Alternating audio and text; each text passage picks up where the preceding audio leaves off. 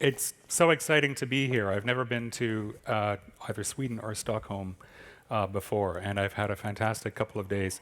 I'm still a little bit jet lagged, so apologies in advance for any stumbles, either verbal or literal. In fact, I was telling Marie earlier that I had a dream last night as a part of my jet lag confusion, that I got up to the stage and Frederick said, "Change of plan, we want you to talk about laundry soap." And I started to, and my presentation was so bad that people in the audience literally began to cry. So from my perspective, we're already off to a good start. I have an outline here. I'm not sure whether I'll be able to get through all of this in the 30 minutes, but I'll give it a go. Here's what I want to talk about. First of all, what we do at the Urban Realities Laboratory. And then I want to talk about various different kinds of experiments that we've done, all of which we've discovered focus to some extent or another on this question about feelings of home. What does it take to form a place attachment? So to begin with, at the URL, we use a couple of different kinds of methodologies. One of them involves the use of virtual environments. So we immerse people in all kinds of settings using a setup like the one that you see here. And the advantage of a synthetic environment like this is that anything that we can model, we can basically show to people and test their reactions to them. And by test, what I mean is that we do everything from the classic kinds of psychological methods, which involve basically asking people questions about how they feel or getting them to complete tasks, to doing things like measuring their arousal levels, and I'll get into how we do that in just a couple of minutes, their brain waves, their eye movements, to look at the fit between a place in which we put a person and the kinds of feelings that are generated, the kinds of responses that that place engenders in an individual. And as you can see, we can model all kinds of environments, interiors, natural settings, urban scale, and I'll talk about a couple of examples of these experiments as we go. The other thing that we do is field research, and we've been doing a lot of this lately. We've developed a kind of a protocol where we take people for walks through the urban terrain. We've done these experiments now in a number of different cities, New York, Berlin, Mumbai, Toronto, and next week Vancouver. And as you can see from my trusty group of lab people who are demonstrating the gear in this image, it's the same kind of thing that we do in the VR lab, except that now we're in the real world. So we measure people's responses, again, both by asking them questions about where they are using smartphones that we program for them, and also by measuring their brain waves, which is relatively easy these days to do with people on the fly, their stress responses, and their eye movements. So this is the device that we use to measure arousal levels. And by arousal, I've always been warned to make sure that this is understood, that I'm not talking about sexual arousal. I'm talking about people's feelings of excitement versus, think of something like boredom. So they wear a device on their wrists that measures, gives an index of the state of their sweat glands, which for me right now are fairly high. And it's a very nimble device. It's unobtrusive. It's worn on the wrist. It can carry data for a very long period of time. And we have people wear these things while they're on walks. And so these are the kinds of things that we can discover about people's experiences in a city. This is a slide taken from an experiment that we did, in fact, one of the first experiments of this type in New York City, where we had people take a walk through a small part of the city. You can see the Google Earth image. Overlaid on the Google Earth image, you can see that set of funky blue contours, and the height of that contour represents the average arousal level of a small group of walkers, in this case 5 walkers. And the interesting thing to note here is basically that as people walk through an urban setting, that level of arousal rises and falls, which everybody knows from their own introspections is what happens in a city. Certain areas are arousing, sometimes stressful, sometimes pleasantly arousing, and other areas are not arousing at all. So I'll talk more a couple of times about that methodology and how we've used it to discover things about the city in a little bit. What I want to turn to now is some of the experiments that we've done on exposure to nature.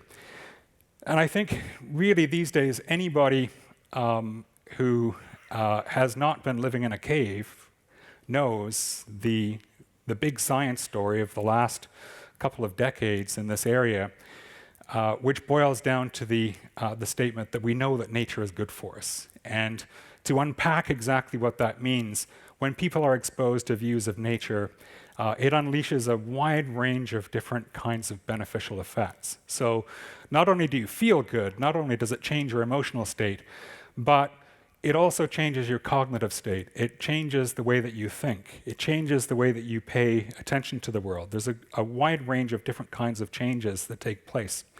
And one of the things that we've been really interested in is how you take that basic fact of nature exposure and apply it to urban design. Because one of the really curious things about this basic main finding that nature is good for us is that we still don't really understand the nuances of that. We don't understand exactly what that means. So, for example, we don't know how much nature we need to produce a certain quantity of effect.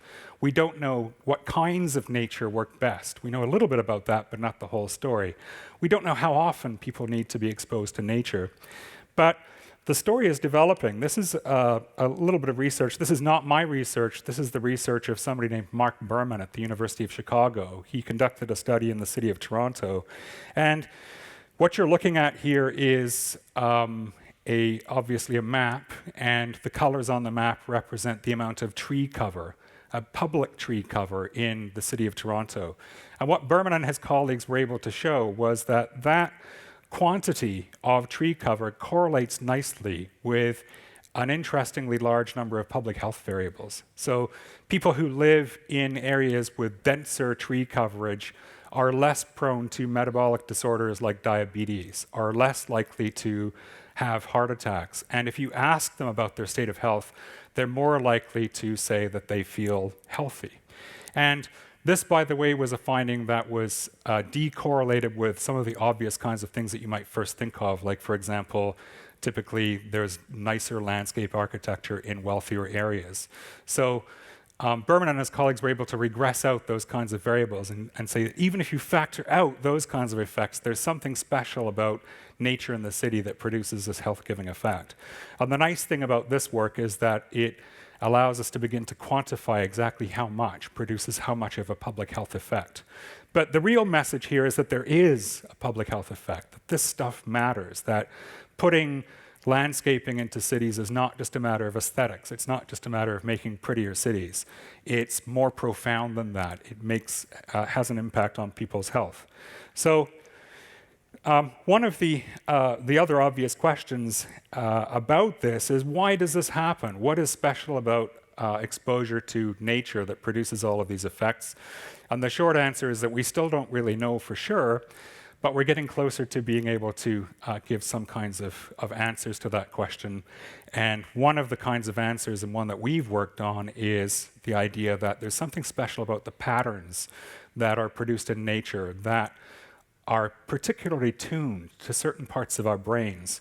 So if you look at an image of a fern, like the one that you're seeing here, it has the mathematical property of what's called self-similarity. And all that means is that you see elements, you see shapes repeated, the same shapes repeated a number of scales. And that's a really common element in natural scenes. And it looks as though there's a part of your brain that actually has a special kind of responsiveness to those kinds of scenes, to that kind of mathematical property of self-similarity. And there's a crappy brain scan that's shown on this slide that illustrates roughly where that area is. The name doesn't matter, it's called, but I'll tell you anyway, it's called the Parahippocampal Place area. It's on the undersurface of the brain. And in imaging experiments, this area lights up strongly when people are presented with scenes of nature.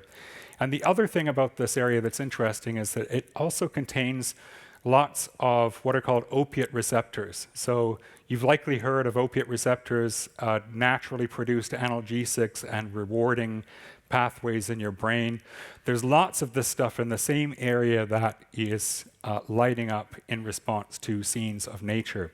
So there's a story here to kind of tweak this to think about what is it that makes us feel good? What is it that makes us feel at home? The story here is that there is actually some biology that suggests that all of us are intrinsically attracted to these kinds of scenes.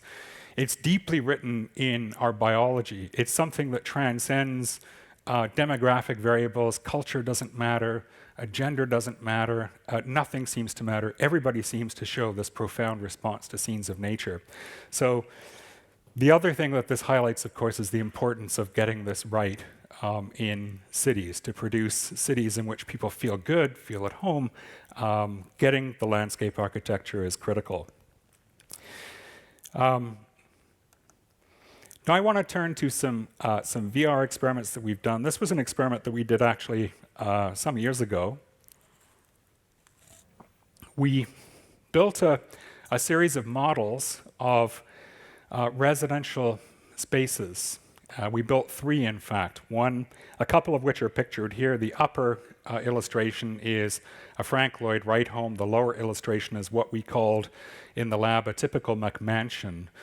It's a typical kind of North American suburban home. It's not very well designed. In fact, the architecture student that we had build the models was always tempted to kind of fix the house in the model. And we said, no, you can't do that. We want it to be as it actually is. So we took people, we brought them into these different kinds of homes, and we used the tools that I described to you to basically measure how people were responding to these different kinds of residential spaces. And so, because my background, a lot of it is in areas like visual perception and neuroscience, my first thought was to pay special attention to how the spaces of the homes were organized, how the surfaces were organized, what they looked like, and how it felt to move through these spaces, because I thought that would be the place where there might be clues as to the fit between person and environment. So we did some careful analyses of the space. Here's an example of one. The color code here basically just means, in this case, that the lighter the color, those yellow areas, for instance, the more of the entire home space is visible to a participant. And then we tried to correlate those kinds of spatial values with what people did in the homes and their responses to the questions that we asked. So here, for example, we asked the question to a small sample of people, where would you go if this was your home, to make sure everyone was having a good time at a party? And you can see that there's a nice clustering in the biggest part of the space, which is not rocket science, but which makes sense. You can see there's a couple of outliers. There's presumably a very shy person standing out by the back door, and there's one person who was in the bedroom. I don't know. This is the answer to another question. Where would you go if you had an important decision to make in your space? And you can see that now there's a declustering of points. Some people are moving into a different part of the space. Some people are remaining in the large chamber of the living area, which is interesting. Here's a little bit of skin conductance data showing how people's responses, their arousal responses, raised up when they entered that large living space. That, by the way, was the Frank Lloyd Wright home that I was showing you. So using these kinds of tools, we built a really nice, we thought, portrait of how people were responding to the 3 different home spaces that we showed them. And we thought we could make predictions about, if you asked people what kind of space they might like best, we thought we could predict the kinds of things that they would say. And we discovered, to our surprise and somewhat to our disappointment, that that didn't work. That, in fact, many more people than we would have predicted gravitated to what I referred to as the McMansion, the typical suburban tract home, not very well designed. Rather, more of those people indicated that if they could buy that house, they would, which really quite surprised us at first until we thought a little bit more about exactly what was going on in this case and began to reflect a little bit on the importance of the things that you know, the things that you remember, your history in your understanding of what a space is and how it works. And sort of serendipitously, at around the same time, this is kind of an autobiographical side note, but it relates, something happened to me, which was that I found myself in a position where I needed to buy a house. And this was the house that I found and bought. And I walked into this house. I called my real estate agent and saw the listing, and I said, I want to see this house. And she said, there's already an offer on it. You're not going to get it. And the market was really hot. And I thought, oh, she's probably right. And I said, let me see it anyway. And I walked into the front door. And within about 5 minutes, I had out my checkbook. And I said, I need to buy this house. And she said, you can't afford it. And you'll have to offer more than you have. And I said, I need to buy this house. It calls to me. And so I did. And got it. And then at around the same time, something else was happening in my life, which was that I had actually, over the course of my life, I've lived in now 22 different homes. And so I decided as a personal project to undertake a pilgrimage where I went back to the house where I was born and then went to visit each house that I'd lived in one after the other.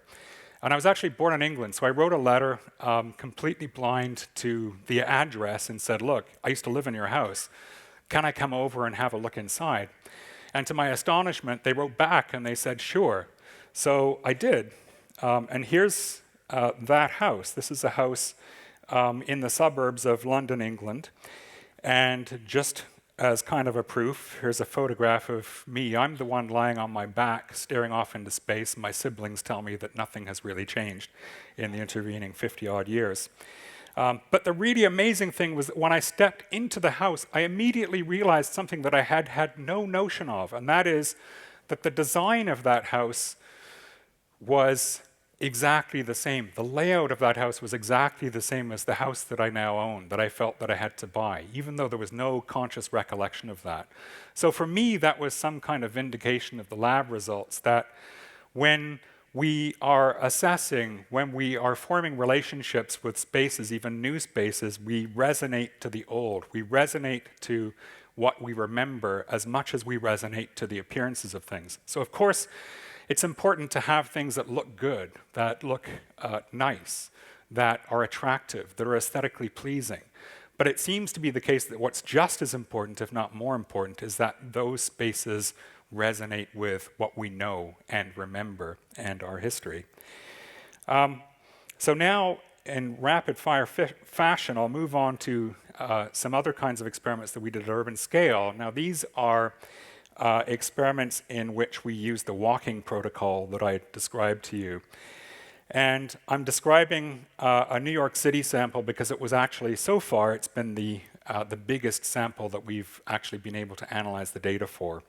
And what you're seeing on this slide is a layout of the route. It's a small part of the Lower East Side. You can walk this route and also be pestered by psychologists asking you questions comfortably in about an hour.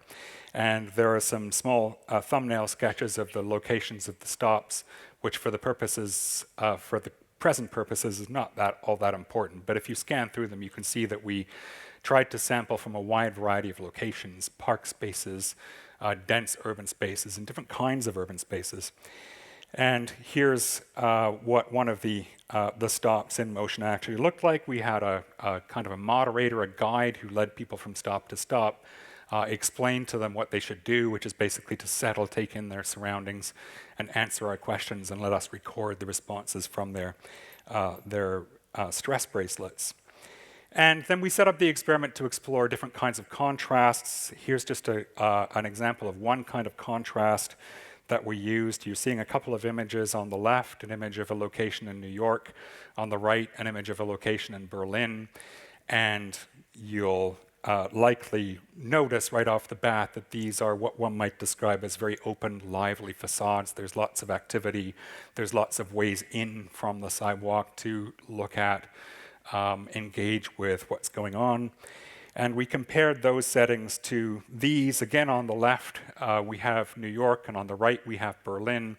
And these, as you can see, are very much closed facades.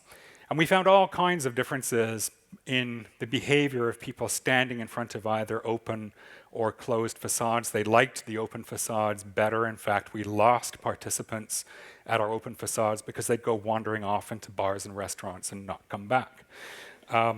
And they didn't like the closed facades. They would be anxious to get out of them as quickly as possible. When we measured their skin conductance, here's a comparison of what was happening at those two different kinds of facade styles.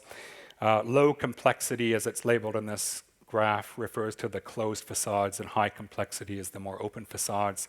And you can see that when people were standing in front of those closed facades, their nervous system, at least the part that moderates arousal, was basically shutting down. It was getting lower than baseline. And when they were in front of the lively facade, something different was happening. And we know from other kinds of studies that when this kind of shutting down response happens, what's happening inside the person is, the long and the short of it is that they're becoming bored. And there's actually a relationship between boredom in the long term and mortality, believe it or not. So it's literally true that you can be bored to death. So I'm not suggesting that standing in front of a nasty-looking closed facade like a big, that was a Whole Foods store in New York City, is going to cause you to have a heart attack. But it's interesting to reflect on the long-term effect of being exposed to those kinds of facade styles and what I would describe as not very effective urban design. But the part of my story that really relates to feelings of home is this. We had some stops on our walks, and here are a couple of examples. On the left, again, you see New York City, and on the right, you see a stop in Berlin, where we had some predictions about the kinds of things that might happen at these sites, particularly the one on the left. What you're looking at here is what I would describe as being a fairly bleak-looking bunker. It's a piece of social housing in New York City. You can see, for example, the hostile design on the fence, the little bumps that are there to ensure that nobody actually sits down in this setting. There's a little bit of landscaping there, but not very much. And the streetscape itself is pretty featureless. It's pretty sterile. It's pretty closed. And in the New York case, we were surprised again to discover that when you compare the responses of people who lived in that area with responses of visitors like me, there was a marked difference. So the visitors really responded strongly negatively to this site. They felt even a little bit threatened to be there. And the local people said, oh, well, you're missing things. You're not noticing the playground. You're not seeing the children around the corner who are playing. I know people who live in this building. This area has a rich history, and there are families who've lived around here for generations. So in the same way as the interior study, what seemed to be happening was that people were actually seeing through the design features of the environment and making connections with their memories and with their imagination in their assessment of the site. Similarly, on the right side of this illustration, you can see a squatter house in Berlin. So a visitor to Berlin, not knowing anything about these homes or these houses, might, you can well imagine, respond very negatively to them and be a little bit frightened of them. And yet, residents in Berlin view these squatter houses with a good deal of affection. There's a long history of these houses as being homes for art colonies, for dissidents in the very lively political scene in Berlin. So for those people, these landmarks were exactly that. They were landmarks that connected them with their history and with their culture, and the appearance of the building and its apparent threat, they were completely oblivious to those kinds of implications of the site. So again, indications that as much as an environmental psychologist like me, interested mostly in visual perception and the surfaces of things, might want to think that it's really the appearance of a design that drives people's emotional responses to it. It's often really not. It's often something entirely different. And this takes me back to, now this is at urban scale. This is a town square that's near that early home of mine that I showed you. And when I visited here, this was the first time I'd been back to this site for, as I said, over 50 years. And I found myself drawn inexorably towards this fountain. And I'm not the kind of person who normally does this kind of thing, but I had this urge to just kind of throw myself in the water. And I told my wife that, and she said, "You better not. You'll be going home alone."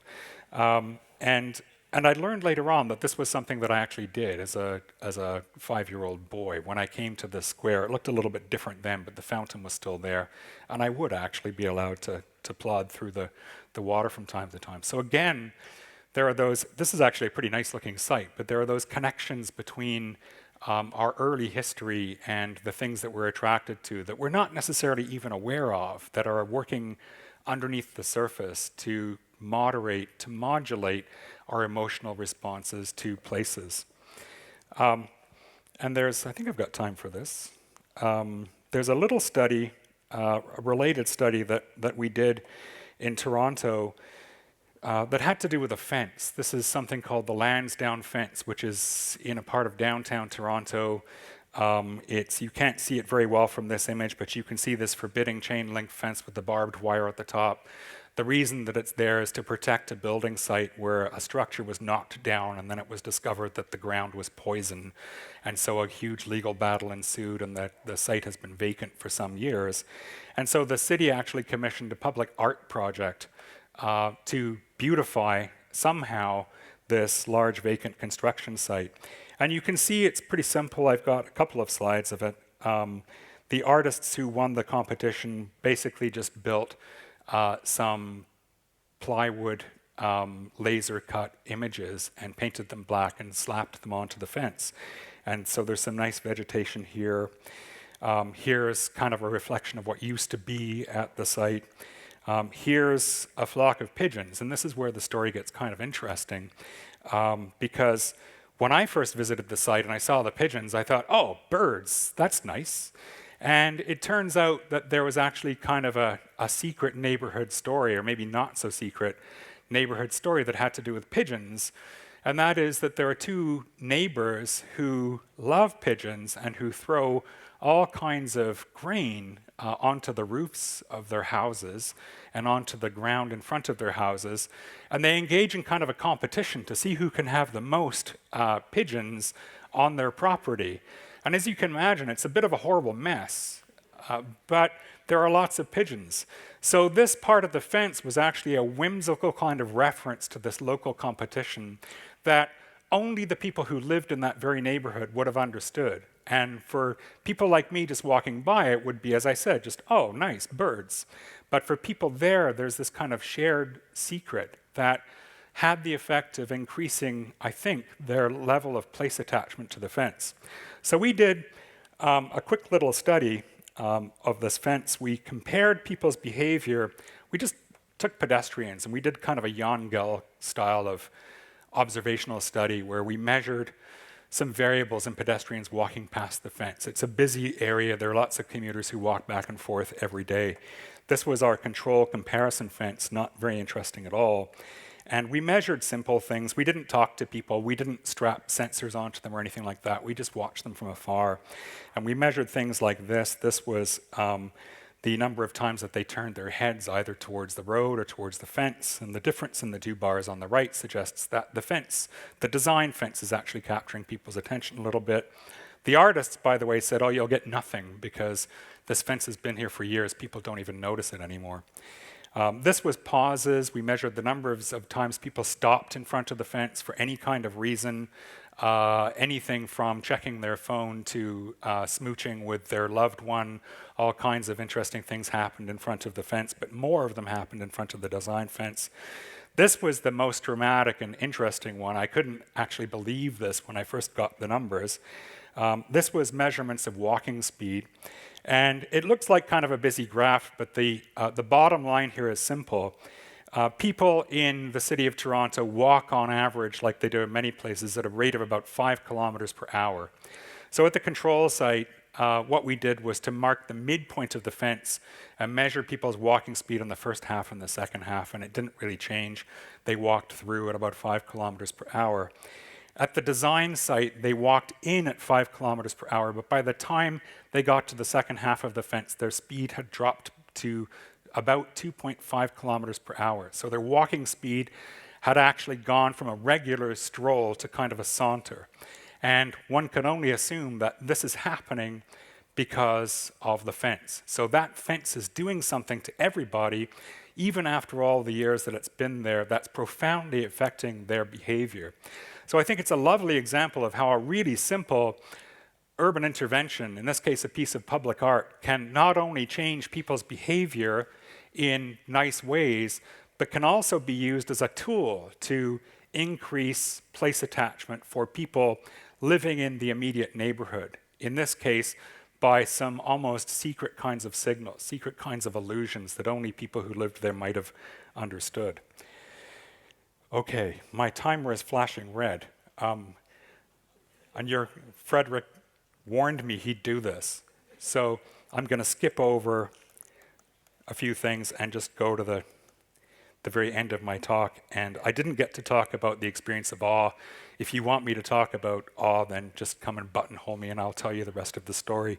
The main message here is that it's possible to measure people's relationships between place and their emotional and cognitive state in all kinds of interesting ways, which can generate data, which I think can be used as a tool, not only to produce better designs, but also maybe as a lever to make a convincing case that the kinds of interventions that I'm describing here and that many of you are working on actually work. If we can demonstrate that those things have a real impact on people in novel ways, then I think that's power. And then the other part of my message is the recollection that place is this interesting amalgam of, it's not just what you see, it's an amalgam of perception, imagination, and memory.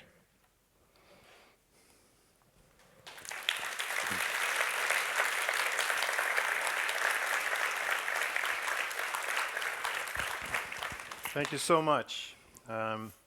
Colin is not in Sweden very often. In fact, it's the first time you're here. So please, if you have any questions, now is the time. And I guess you need maybe some startup time, so I'll start off with a question. I think it's very interesting. You talk about factors that we talk a lot about when creating new parts of town, new districts, and that we try to convince everyone that the lively streets are better than the dull one and the blank facades and stuff like that. And you put the evidence kind of side into perspective here. But what you also say is that the interiors, the history of what you have inside you from interiors are very close to your heart. It's, like you said, the earliest dwelling that you had a remembrance of as a very small child came back to you how many years after? Over 50. 50 years after. So yeah. kind of stays inside you. And you also talked about the pool you wanted to throw yourself into, or the fountain.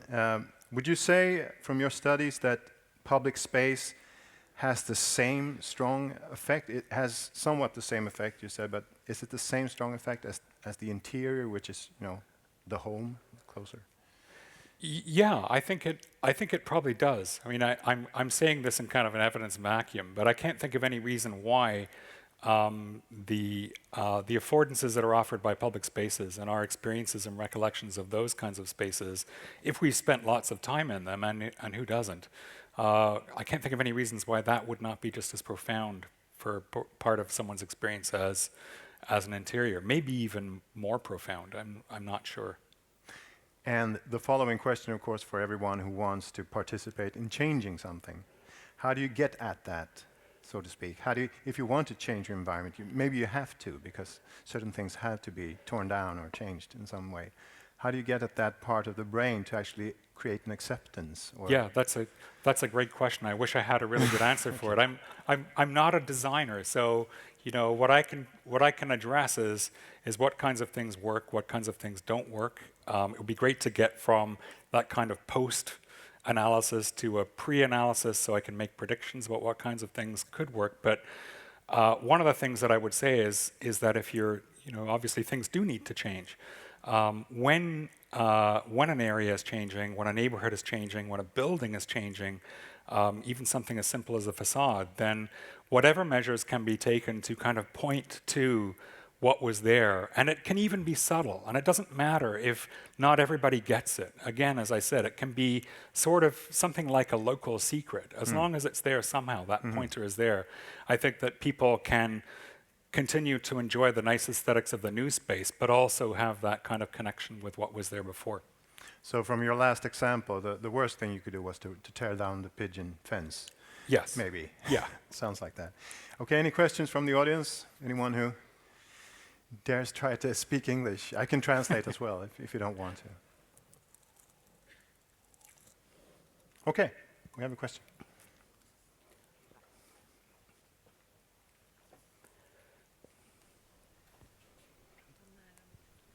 Hello.